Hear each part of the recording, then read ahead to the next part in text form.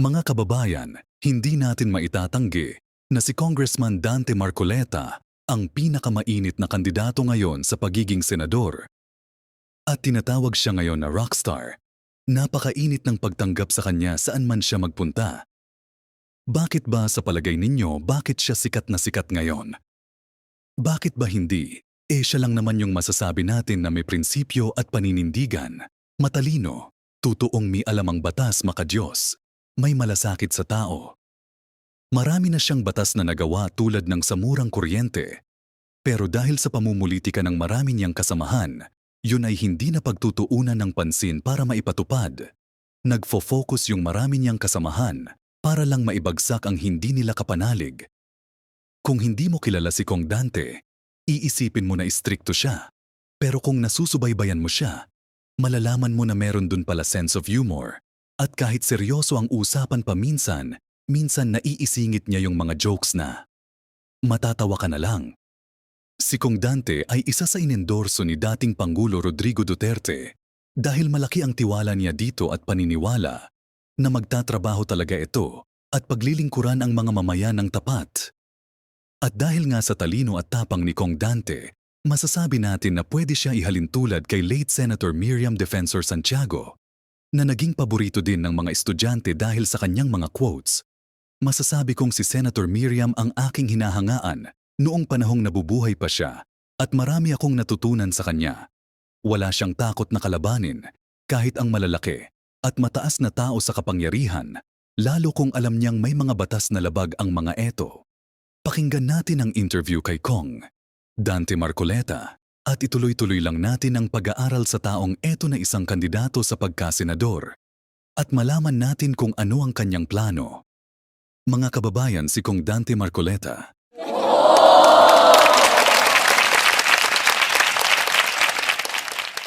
Ito po, sasabihin ko sa inyo yung totoo. Kaya ako nalulungkot. Dapat po kami sa Congress, kami po sa Kamara, sa Senado naman ay hiwalay na kapulungan yun. Yes, sir. Sana mas marami sa amin, kung hindi man dapat kami lahat, alam namin kung ano yung regulasyon namin. Dapat aralin namin yung aming mga tuntunin. Apat po kasi ang functions ng isang senador o kaya congressman. Ano po yung apat? Una po, yung sinasabi ko sa inyo, paggawa ng batas. Okay. Yung pangalawa po ay yung inquiry in aid of legislation. Kasangkot din po yun sa paggawa ng batas. Kapag binabalangkas po yung batas at nahihirapan siyang kumpletuhin, pwede siyang kumuha ng mag-hearing para makakuha ng resource person para tulungan siya kumpletuhin yung balangkas ng batas. Pangatlo po, ito yung oversight na sinasabi ko. Patawag mo lahat ang departamento na nakakalimot do sa layunin ng batas para siguro mapatupad natin na mabuti. Pang-apat, ito po yung constituent function. Dalawin mo naman yung mga constituent mo, baka kung ano, may kinakain pa po ba kayo? Ito yung apat. Ngayon, ang tanong mo, yung in aid of legislation, Ba't ang tagal? nakasangkot do sa paggawa. Ano po nila nakukumpuse po sila Yung in aid of legislation, sa salita pa lang, pantulong sa paggawa ng batas. Sabi po ng Korte Suprema, meron pong limitasyon yun Hindi pwede Dapat magpalabas ka ng legislative purpose. Yun ang isang limitasyon. Yes. Dapat may maliwanag na balangkas ng batas na nasa isip mo na. Kaya ka nagpatawag ng mga resource persons para tulungan ka kompletohin yung nakabalangkas na batas. Hindi political lynching. Hindi ibig sabihin nung tanong ka na ng tanong, kagatas ka lang gagawa ng batas. Hindi po gano'n, walang direksyon yun pagkatapos sabi niya, yung karapatan ng mga taong tatawagin mo para mag-appear sa sa kapulungan mo, in aid of legislation, proteksyonan mo yung karapatan niya. Wala na pong proteksyon ng mga resource persons ngayon Ano po yung mga proteksyon ng batas? Sabi ko, ayaw niya, sagutin niyo. Huwag mo siyang pipilitin. In-invoke niya yung halimbawa, yung right to privacy. Constitutional right yun At saka right of korte. incrimination. Pagkatapos, sabi ng Korte Suprema, lahat ng itatanong mo, kailangan may pertinency do sa subject matter of inquiry. Of the law. Yes, sir. Meron ka kasing panukalang batas nakabalangkas na. Lahat ng itatanong mo, dapat konektado doon sa pagbabalangkas mo ng batas na yon. Hindi Doon pwedeng lamang sa pagkompleto mo ng balangkas na yon. Eh, tatanong mo, boyfriend mo ba yan? asawa mo ba yan? Bakit Oo. pareho kayo ng kulay ng damit? Oo nga. Anong pangalan ng nanay mo? Boyfriend mo ba yan? May- Asawa nga. Oo. Tingnan po ninyo yung Quadcom. Napansin niyo po ba kung ba't ayaw ko sumama dyan? Oo. Wala po akong nakitang legislative purpose. Ang sabi ng Constitution, sabi ng Korte Suprema, there should be a legislative purpose. Yun po yung limit. Kailangan tanungin natin, asan po ba yung binabalangkas ninyo para lang malaman namin na talagang totoo yung ginagawa nyo, na hindi lang kayo fishing expedition. Hindi lang kayo nagmimina ng ebidensya. Ang sabi ni Senator Amy kanina, bullying na daw ginagawa sa iba. Nabubuli nga po sapagkat sasabihin ng isa, pwede po bang hindi ko nasagutin yun? Dapat sana pinayagan mo. Pero sapagkat ang tinatanong mo, wala namang kaugnayan sa gusto mong isagot niya dahil wala kang legislative purpose. Hanggat wala po kayong nakabalangkas na legislative measures, wala po kayong karapatang magtanong o tumawag ng legislative inquiry in aid of legislation. Maliwanag po yan. Ang galing ni Congressman Marcoleta. Ay, may tanong dito sa kaliwa. Yes. Pakilala, anong name ninyo? Yes. So good afternoon po, Congressman Marcoleta. I'm Mean Dumagit po from EuroTV. Ang question ko lang po in connection po sa question ni Ma'am Cathy. Nabanggit nyo na ang power of the purse ay inherent sa Kongreso at hindi dapat questionin. Ang tanong ko po, paano nyo po maaayon ito sa mga concerns tungkol sa umano'y inefficiency sa paggamit ng budget ng OVP? Sa tingin niyo po ba kailangan pa ng mas malalim na investigasyon o sapat na ang naging presentasyon ng OVP sa budget hearing bilang form of accountability? Yung po kasing pagtatanong ng mga kasama ko ay pinagsama-sama po nila. Kinukonekta nila sa maling kaparaanan. Yung pong tinatawag na budget briefing ay ipanahon po para lahat ng ahensya, kasama na po yung Office of the Vice President and even the Office of the President, para ilahad lamang po sa amin, ito po yung aming budget proposal. Example po yung budget ng OBP, 2025. Sa tradisyon po namin, yung dati namin ginagawa, magmula po na ako'y pumasok sa Congress, 13 Congress po, nandyan na ako, 2004. 3 Vice Presidente na po ang nakita ko na nag-propose ng kanilang budget. Noli de Castro, Jojo Binay, Leni Robredo. Ang tradisyon po, dahil siguro sa paggagalangan sa 3 dakilang bahagi ng ating pamahalaan, hindi na po tinatanong pagka pinag-uusapan is the proposed budget. Propose lang.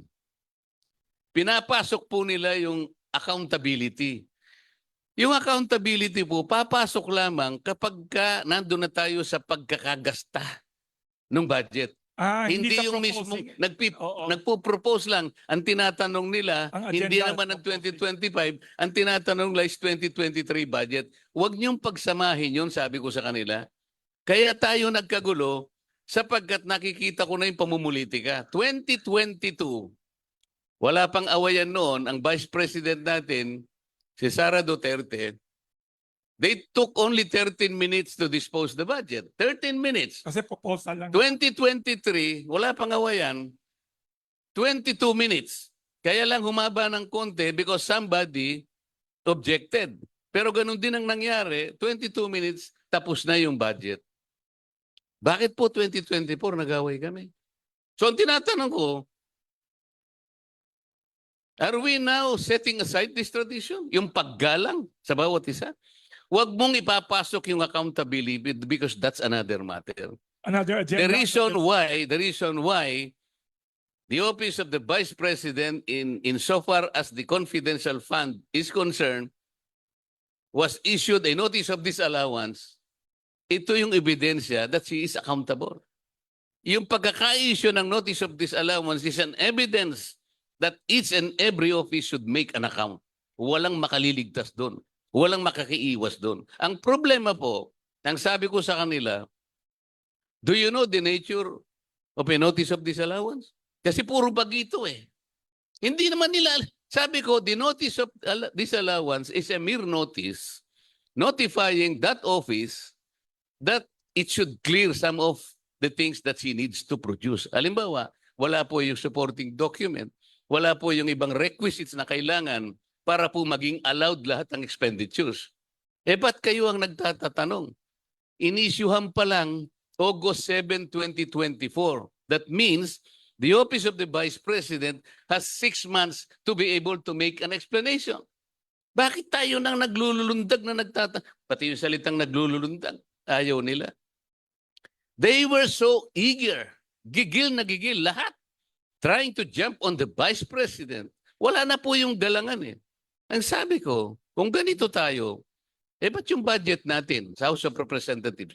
No one is questioning. No one is defending. Did you know that? Walang tumayo para i-depensa yung budget namin. Na siguro higit na malaki kaysa budget ng Office of the Vice President. Nobody stood up to question our budget. Why? Paggagalangan nga po eh. Office of the President, dumating ba yung President? No. Yun pong accountability will come in dun po sa pagsisiyasat kung tama na yung pagkakagasta. Hindi pa ako nakapagpapile ng sagot ang Vice President. Tayo nang gusto. Bakit? Convicted na ba siya? It's a mere notice. It's not even a final judgment. So it is contestable. So It is appealable. So mukhang publicity Publicity stunt. stunt. Politicizing. Mining for evidence. Preparatory to the filing of an impeachment complaint. Yan po yung aking conclusion. Very obvious na political theater yan nangyayari. Yes, sir. Kaya very clear ang utak ni Congressman Marcoleta. May alam siya sa batas. Next Yes, ma'am. question. Moving Next on question. po, Kong. Good afternoon, Riza Lopez po from EuroTV. Though you are removed from the Committee on Appointments, tumatakbo po kayo bilang senator ngayon, would you mind to give a comment po sa pagkaka-appoint kay former Cavite Governor John Vic Remulla? Or do you think this is some kind of political power since marami ng mga paulit-ulit na apelido na lumalabas ngayon sa dalawang gobyerno? Kapatid. So, what do you think of this? Thank you po. Nagugulat mga tao. Bakit tao? Dalawang parehong apelido na sa kabinete. Comment daw. I cannot question the wisdom of the President. Yung po kasing power to appoint resides solely in the President. Wala pong ibang opisyal ng ating bansa ang pwedeng magnombra, mag-nominate, mag-designate. Tanging-tangi lamang po ang Pangulo ng Pilipinas. Pero yung kanyang appointment na yan o yung kanyang nomination will be subjected to a commission. Para sa ganun po, yung merit and fitness of any appointee or designee of the President will be somehow evaluated in the Congress and assessed by a commission and appointment. Ito po ay isang independent commission designated by the Constitution itself. Hindi po nagle-legislate yung commission and appointments. Kahit na po yung 12 ay members of the House of Representatives and the others are senators, their duty is not to legislate. Their duty is to make certain that the appointee or the designee of the President is competent to do his job. Ngayon po, wala na po ako sa commission and appointment, so I will not be able to exercise that duty anymore. Noon pong ako'y membro pa doon, alam naman po nila that I objected to at least 2 of them na sinabi ko kahit na 5 senador po yung nakalaban ko, hindi po ako pumayag na magpatalo doon. Yung po yung pagkaka-appoint ng isang ambassador sa Papua New Guinea. I stood on my ground even if 5 senators disagreed with me. So you are a working legislator, hindi kayo oo ng oo lang na yes man. Kung tama po kasi, wala po akong magagawa. Ilalaban ko po yun kahit saan kami makarating. Pag tama po, kung alam kong tama. Kung hindi naman po tama, sabihin nila sa akin tama. But they should argue. They should present a better argument para malaman natin na sila yung tama. Pero yung nangyayari sa amin ngayon, if I present an argument, ayaw naman nilang mag-present ng better argument, ang gagawin nila, guguluhin lang nila ako, pati yung hopyang kinakain ko, kukunin nila. Ganun po yung ginagawa. Congressman, gusto ng Pilipino mga katulad niyo na lumalaban, hindi puro oo ng oo lang. Dapat exciting ang politika natin, Congressman. Kaya ako, sir, dito sa Pandesal Forum, we are normally non-partisan. Pero in your personal case, I will personally vote for you and many of the journalists want you to win. Ay, may tanong itong napakagaling na isang journalist, taga Net25, Dick Sominta. Congressman Yes. Dante, sir, magandang hapon. Sir, natanong na kasi kanina yung about the IPIRA law. Yes. What about oil deregulation law? Isa rin yan sa nagpapahirap sa atin, Kong. Dahil every week nagkakaroon ng adjustment ang oil price natin na nakaka-apekto naman sa mga presyo ng mga basic commodities natin. Kaya Kaya nga kailangan NGA kailangan natin may ng ayos isang ang ating Dante mga Marcoleta regulatory sa Senado. agencies. Dahil nangyayari mababantayan po kasi, natin ang batas Ikaw bang at ang batas na regulator? ginawa niya, Pero ikaw ang gagawin niya ang nare-regulate. lahat Ang para tawag doon is maipatupad ito regulatory capture. nang sa ganon ay Katulad ng makinabang ang ERC, taong bayan di ba dapat at siya nang ang di nasasayang ang nagre-regulate pera ng na nagamit transmission? upang makabalangkas ng ganitong mga distribution, batas. Yes. Ang distribution po ay dito sa Maynila, kilala natin ang Meralco. Sa mga probinsya, kilala natin yung mga electric cooperatives. Aha. Lahat po yan, nire-regulate kung pinag-uusapan po yung presyo ng kuryente. Kaya lang, kamukha po nang nangyari itong nakaraan, kaya po nila ako inalis sa Energy Committee.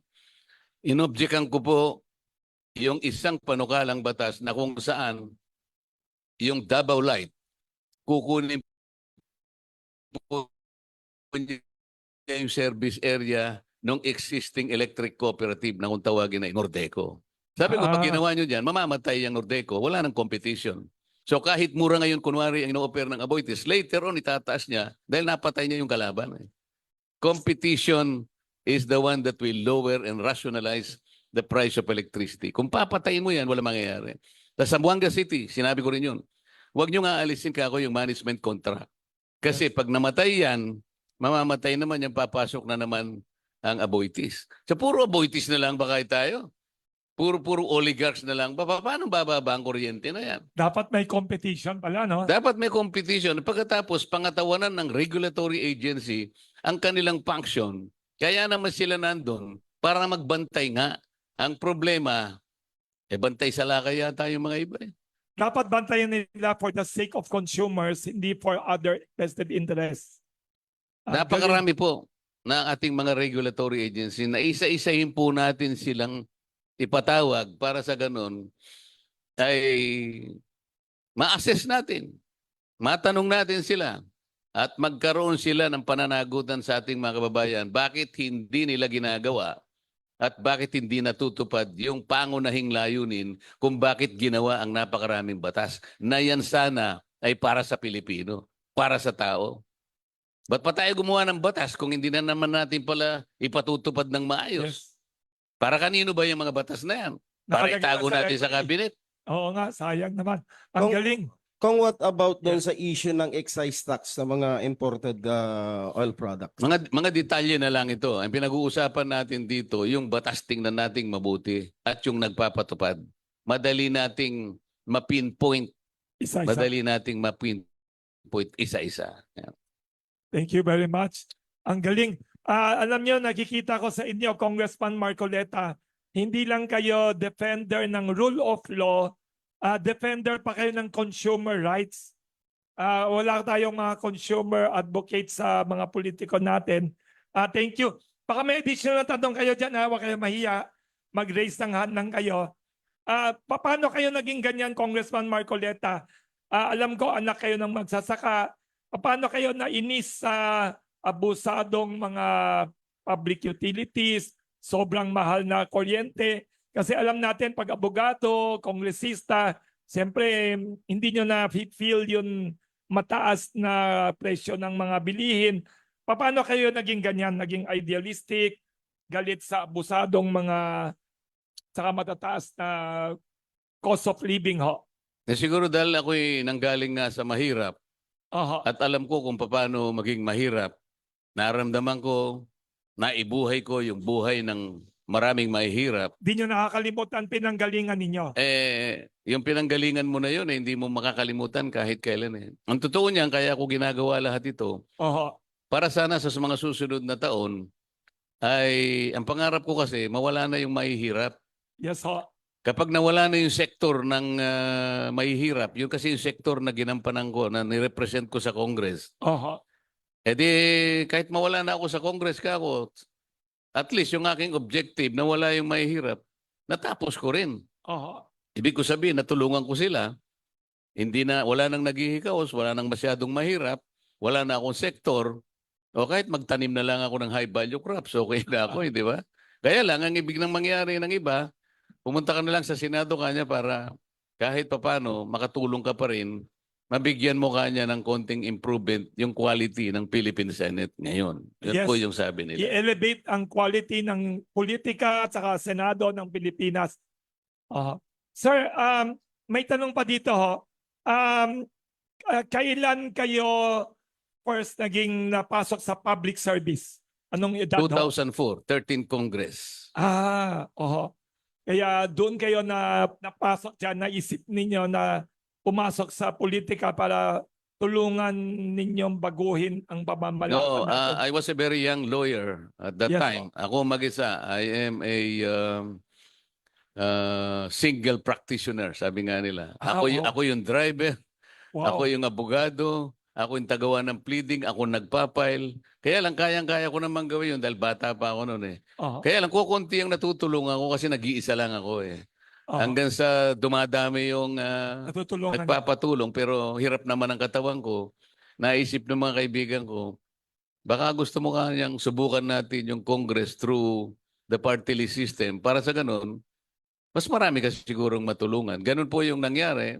Hindi ko naman pinagsisihan sapagkat mas marami nga akong natulungan at na-represent ko pa yung mga mahirap Saka sa sumikat maraming kayo, sir. pagkakataon. Sumikat kayo out of 300 congressmen and congresswomen. Kayo isa sa pinakamatalino at saka malakas ang loob. Sir, may nagtatanong dito, isang journalist. Ilocano daw ho kayo siguro kasi taga-Paniki kayo. Marunong ba kayo mag-Ilocano? Marunong din po ako ng Ilocano dahil ang aking asawa ay Ilocana. Yes. Pero ang talagang salita ko ay Kapampangan. Kaya kung gusto nyo, puro Kapampangan na lang tayo. So masarap ang pagkain sa bahay ninyo. Magaling kayo magluto. Kung marami kang iluluto, kagaya ng Iluluto. buhay namin, nung kukunti ang nailuluto namin, kaya Magsasaka. hanggang doon na lang kami. Ilang porsyento sa tingin nyo, sir, ang mahirap sa Pilipinas ngayong 2024 na hangarin ninyo iangat sana? May estimate ba tayo na? Ang gagamitin ko po yung estimate po ng Philippine Statistics Authority. Yes, sir. Kasi sabi po nila yung poverty incidence rate ngayon is 19.7%. Naniniwala ba kayo? Palagay nating maniwala muna ako sandali. Ang ibig sabihin niyan, 3 sa bawat 10 Pilipino ay mahirap. So palagay na lang natin that there are still 30 million individuals who are impoverished today. Yes, sir. Ngayon, paano natin sila mapapagraduate? Yun ang tinatanong ko sa kanila nung gusto ko magtanong sana sa plenary debates. Ayaw naman nila akong magtanong. Ang gusto nila puro ang tanong sa Office of the Vice President. Pag nagtanong ka outside the ambit of the Office of the Vice President's budget, ayaw nila. Samantalang itatanong ko lang sana, Socio-economic issues. socio-economic, sabi ko, halimbawa po, ito pong budget natin for 2025, 6 trillion. 6.325 trillion pesos. 6.325. Wow. Sa pamamagitan po nitong napakalaking halagang ito, ilan po ba ang mababawas natin sa bilang ng mahihirap ngayon? So kung halimbawa 30 million Yes. ang mahirap ngayon, sabi nila makakabawas tayo ng 250,000 individuals. Di okay na po. Gusto ko lang merong nakikitang nababawas hanggang sa dumating ang panahon, another 300,000 next year o ganyan. Hanggang sa makita natin by 2035 pala, wala nang mahirap. Ayaw man lang nila akong pagtanungin eh. Puro Kasi politika nakikita ko gusto po, nila. hindi po pwede ka kung mangyari yan sapagkat yung batas na ginawa ko na palagay ko isang contribution para sa aking mga nire-represent. Ito yung urban poor. Yes, sir. It took me 15 years to be able to enact that law. Wow. Hindi ko po kinukuha ang credit dahil meron na pong tumulong sa akin. Yes, sir. Isipin po ninyo, Wilson, Yes, sir. 15 years in the making. Anong tawag sa batas niya, sir? Magna Carta for the Poor. Wow. Ngayon, natapos po namin yung 2019. Oo. 2019. Meron pa pong IRR. Nung ginawa yung RRR, another 2 years, Yes. Sana natapos na. Nung makita ko po yung IRR, meron na namang mali sapagkat wala siyang sunset provision. So wala pa. Hanggang ngayon, sabi Hindi ko pa nga, tapos. itatanong ko sana sa ating NEDA, Oho. paano po baka kung mangyayari ito, Oho. itong Magna Carta hanggang ngayon hindi pa umusad. Paano, ito nga, pagpapatupad na naman ng batas, Mr. Wilson. So 15 years Puro sa plus pagpapatupad delay. ang problema ng bansang ito. Sir, yun sinasabi ninyong sabi ng Philippine Statistics 19.7. Naniniwala ba kayo dyan? Naniniwala naman ako na meron talaga tayong ganun kahirap pa ng mga Baka mas Pilipino. Palagay mo na lang na nandun na nga, pero ang importante, paano natin babawasan yan? Kung Oo. hindi naman nila pakikinggan yung mga paraan at gusto kong makakita ng matibay na ebidensya na sa pagdating ng panahon, sabi kasi nila, Oho. by the end of the president's term in 2028, sabi niya ganon, Oho. we would have seen a single digit poverty incidence rate. Ang ibig Wow. niyang sabihin, Wow. 9% na lang. So wala na yung 19.7%. 9% na lang sabi niya. Wow. Gusto kong malaman kung ma-achieve nga yung 9% na yon at the end of the president's term in Yes. 2028. Sabi ko, meron din akong estimate na hindi nyo magagawa unang-una the Magna Carta of the Poor kahit Ay, minsan hindi pa umusad. Anong gagawin natin dito? Very troubling question. Ang galing. Alam nyo, may ganyan pala na hindi umuusad. Ang bababuti nandyan kayo, sir. Ay, riniremind ako na may shooting kayo, taping. So, we have time for one more last question. That's sir, papalik kayo one of these days ulit ha. Kasi napakagaling ninyo. Ang dami ninyong sinasabi na hindi natin alam noon. We have time for one last question. Anybody sa media friends? Sino gusto mag one last question? Yes. Yes. Nagtatanong sila ng parting message. Congressman Dante Marcoleta, do you have a closing statement to summarize all your appeal, your state to the public, your statement to the public? Anong message ninyo itong magulong panahon ng mundo, ng ekonomiya ng mundo, politika? Anong hangarin ninyo para sa Pilipinas saka sa pagkandidato ninyo bilang senador? Marami po tayong pagbabagong gustong gawin, pero nakikiusap po ako sa ating mga butante. Sana po pag humarap lahat ang mga kandidato sa inyo, ay maitanong nyo sa kanila, ano po bang gusto nilang gawin at paano nila gagawin? Kasi po, kapag po hindi nila nasagot yun at makikipagkontrata na naman sila sa inyo, at baka maulit na naman po yung paulit-ulit na ginagawa, ang sabi po ni Albert Einstein, Yes. insanity is doing something over and over and over again, but expecting different results. Hindi po tayo pwedeng umasa ng pagbabago kung paulit-ulit na po nating binoboto yung mga taong dati niyong ibinoto. Ang biglang sabihin ni Albert Einstein, gusto mong magkaroon ng pagbabago, bumoto ka ng bago. Yun po. Salamat po sa inyong lahat.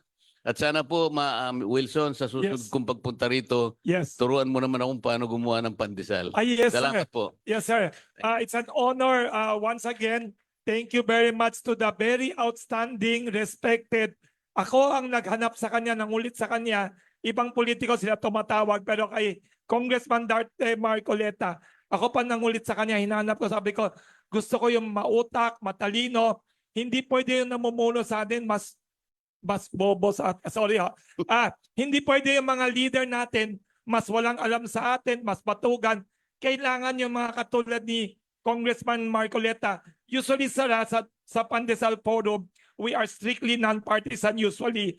Pero I am not partisan with your case. In your case kasi, sir, I have watched your career. I have followed your outstanding public service career. Alam niyo si Congressman Dante Marcoleta, fearless, articulate, matapang. Alam niyo, pwede nga sa pelikula buhay niyo kasi gusto ng Pilipino, gusto ng ordinaryong Pilipino ang malakas ang loob. Ayaw nila yung yes men, yes men. Kailangan may fighting for our consumer rights, for better democracy. Thank you very much, Congressman Dante Marcoleta. Mayroon kaming simpleng regalo, sir, sa inyo. pandesal galing sa mga panadero namin. Yes, additional parting words si Bixo Mintak. Yes, magsalita pa kayo sir ng short message to the public. Additional gusto ni Bixo Mintak pang soundbite ka sa TV. Aha. Ang gusto ko pong sabihin sa inyo ay huwag po tayong mawawalan ng pag-asa kahit na napakalaki po ng problema ang inaharap ng ating bansa. Kapag tayo po ay nagkaisa, pag inilaban po natin yung tama at pag po tayong papayag na kahit na abutan lang kayo ng ganito ay inyo pong ibibigay ang inyong boto. Napaka-importante po ng inyong boto. Mula po noong October 1 at saka October 8, nagsimula na po yung paggawa ng kontrata ng lahat po ng mga kandidato na gustong magsilbi sa ating bansa. Pero tingnan po ninyo yung kahalagahan ng pagpirma ninyo. Kasi po darating ang panahon, lalapit silang lahat sa inyo para papirmahan yung kontrata sa inyo. Yung po ay sagrado. Pumirma na po sila. Kami po, kasama na akong pumirma nung kami po ay maghain ng COC sa COMELEC. Ngunit hindi po matutupad yung kontrata na yan kapag kayong boto ay hindi po nyo ibinigay. Ngayon, bago po nyo ibigay yung boto na yan, kailangang malaman nila na sagrado po yung kasunduan. Titingnan nyo po sila sa kanilang mga mata. Kung yung sinumpaan nilang tungkulin at sasabihin nilang maglilingkod sila ng tapat, kung kaya nilang gawin at kung paano nila gagawin, yun po ang mas importante. Huwag po ninyong ipagpapalit ang boto ninyo. Huwag po ninyong bibiruin yung sagradong kusunduan na yun. Yun po yung pagsisimula para po tayo magkaroon ng pagbabago. Kaya sana ay patuloy pa ninyo siya suportahan dahil madalang na ang katulad niyang tapat masipag at hindi corrupt at hindi sasayangin ang boto ninyo. Hindi nabibili ang prinsipyo. Mga kababayan, pakishare po ng video na ito upang marami pa ang makaalam at nang sa ganun ito ay malaking tulong din kay Kong Dante. At wag din ninyong kakalimutang mag-subscribe, press the notification bell para ma-notify ka kapag meron tayong bagong upload na video. Magandang araw sa lahat!